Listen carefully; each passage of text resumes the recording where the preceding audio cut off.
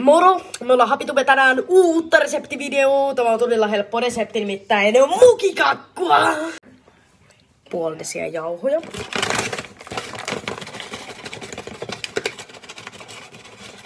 Ja tässä on sitten tossa noin, tuut vähän kameraa. Siinä on Eeli Kiukkonen. Joo, puoli desiä jauhoja. Ja puoli desiä tätä. Onko tää puoli desiä? Ei. Tää on puoli desiä. Mulle ehkä vähän enemmän on. Nyt meni pöydälle. Joo, sit laitetaan lisää aina. Sitten leivinjauheet. Puolta lusikkaa leivinjauhetta. Sitten puoli desiä vaniljasokeria. Kattokaa kuvauksesta, jos te ette tästä videosta saa mitään selvää. Puoli desiä vaniljasokeria. Eikö sit puolta lusikkaa? Ja sitten lisätään kaakaojauheet seuraavaksi. 2 ruokalusikkaa kaakaota. No niin, sitten toinen ruokalusikka tummaa jauhetta. Puoli desiä voisulaa, mutta kun meillä ei satu olemaan voisulaa, niin me otetaan tänne sitten tämmöstä oivariinin juoksevaa. Eli tää nyt lähtee, tällä on jalat, tää lähtee kohta juokseen. Otetaan sitä tosta toi puoli desiä. Siinä on puoli desiä. Joo, no leikataan sit kun mä sanon noin kaikki. No niin, sit laitetaan 1 kpl kananmuna. Tämmönen laitetaan. Leikataan.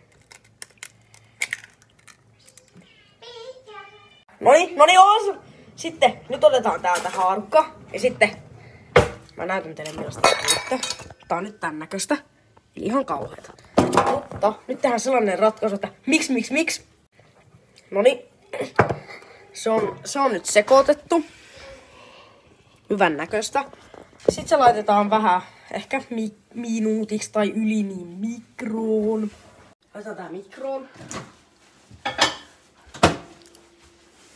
Sitten se näyttää tuolta, kun se on hyvä. Se nyt vähän meillä lässähti, kun me pidettiin sitä. Se voi pitää sen tasan minuutin, me pidettiin vaikka 50 sekkaa. Niin otetaan siitä lusikat.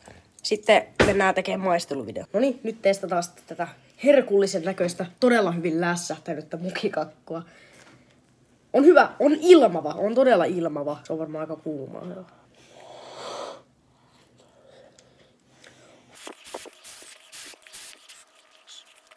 5/5. Minkä ämpeen sä annat nyt rehellisesti? 5/5. 1 vinkki. Ottakaa vähän yli puoli sitä sokeria, niin maistuu paremmin. Tilaa kanavani, jos haluat lisää näitä tämmöisiä hyviä reseptivinkkejä. Kuvauksessa on koko resepti. Hei hei.